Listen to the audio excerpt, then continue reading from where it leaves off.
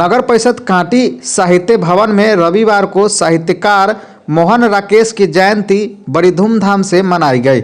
नूतन साहित्यकार परिषद की ओर से समारोह का आयोजन किया गया। परिषद के अध्यक्ष साहित्यकार चंद्रभूषण सिंह चंद्र ने मोहन राकेश की जयंती समारोह को संबोधित करते हुए कहा कि मोहन राकेश नई कहानी आंदोलन के नायक थे। उनकी कहानियां, नाटक व यात्रा पाठकों के दिल को छू जाती है। जो पाठक उनकी रचनाओं को पढ़ता है वह उनके शब्दों में डूब जाता है। उन्होंने कहा कि मोहन राकेश ने अपने अल्प जीवन काल में पाठकों पर अंतिम छाप छोड़ी। उन्होंने अपने जीवन अपने शर्तों पर जिया। इस मौके पर कुमार राकेश, दिलजीत गुप्ता, बसंत कुमार, स्वराज लाल ठाकुर, मनोज मिश्रा, प्रकाश कुमार इत्यादि लोग उपस्थित थे। आज 8 जनवरी है। मोहन राकेश की जयंती है। मोहन राकेश अल्पायु में ही दुनिया से चल बसे।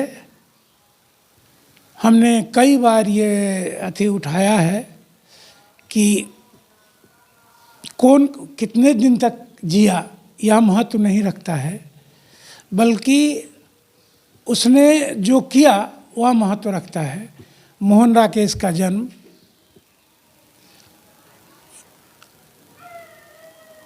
अम्बाला में हुआ, जो पंजाब में है। और मोहन राकेश ने अल्पायु से ही लेखन कार्य शुरू किया। उनकी लेखनी सदा से मध्यम वर्गीय समाज, शहर के मध्यम वर्गीय समाज का को चित्रित करता रहा। उनने अनेक कहानियाँ लिखी, यात्रा संस्मरण लिखे, 3 और सिर्फ 3 नाटक लिखे, जिसमें आषाढ़ का एक दिन, आधे अधूरे और एक और नाटक उनने लिखा। आषाढ़ का एक दिन कालिदास के जीवन पर आधारित नाटक है। मेघदूत में उनने यक्ष की जो बेचैनी देखी थी, उसके बारे में उन्होंने बताया कि वह बेचैनी यक्ष की नहीं बल्कि कालिदास की है। और मैं तो कहूँगा आपको कि वह कालिदास की बेचैनी नहीं, इनने कालिदास को नायक चुना, यह इनकी बेचैनी भी है। इन्होंने अपनी ज़िंदगी अपने ढंग से जिया, अपने शर्तों पर जिया। 11 महीने तक इनने सारिका के संपादन का कार्य किया। जब छोड़ दिया तो किसी मित्र ने इनसे पूछा कि दोस्त तुम 11 महीने में छोड़ दिए? कहा कि हाँ, एक कूलर का दाम जुटाना था, कूलर का दाम हो गया और मैंने नौकरी छोड़ दी। वैसे ही इनने विभिन्न कॉलेजों में अध्यापन का कार्य किया। ये लाहौर से संस्कृत में एमए किया था और पंजाब के लुधियाना से इन्हें अंग्रेजी और हिंदी में एमए किया। इस तरह इनकी, लेकिन इनकी ये सिर्फ 46 वर्ष तक इस धराधाम पर रहे। 46 वर्ष में इनने 3 शादियाँ की और तीनों शादी में ना तो बाजा था, ना बैंड था, ना बारात थी। एक बार इलाहाबाद गए, वहाँ एक शादी कर ली, लौटे, दोस्तों ने जाना। उनके साथ इनकी 2 बरस ज़िंदगी निभाई। दूसरी शादी इनने पुष्पा से की, उसके साथ भी ये 2 बरस रहे।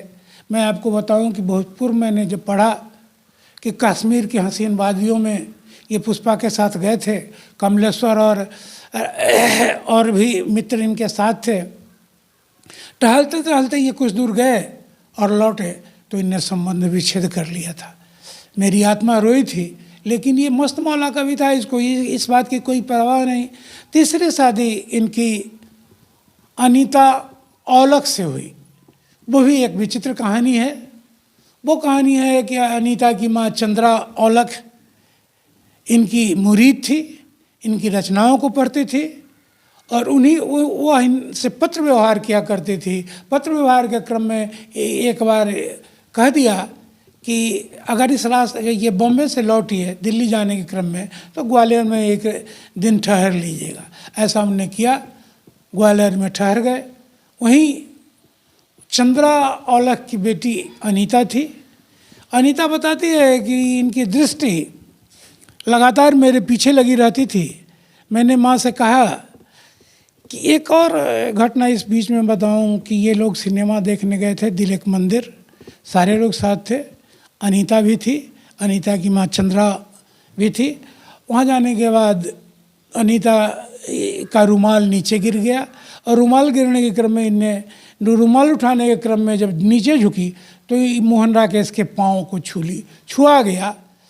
इस पर न इनने कोई प्रतिक्रिया व्यक्त की और न तो मोहन राकेश ने प्रतिक्रिया व्यक्त की।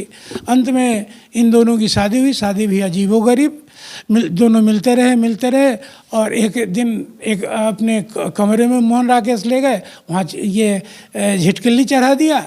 ये डरी कि क्या होगा, देखी कि 2 माला रखा हुआ है, एक माला इन्होंने उनको पहनाया और एक माला, इस तरह शादी हो गई। शादी के बाद उस समय ये 21 वर्ष के नाते एक लंबी चौड़ी कहानी है, इस कहानी को बताएंगे। लेकिन यह आदमी अपने शर्तों पर जिया, फक्करपन, मस्तमौलापन और जब जहाँ मन किया जैसे मन किया वैसे इसने ज़िंदगी जी।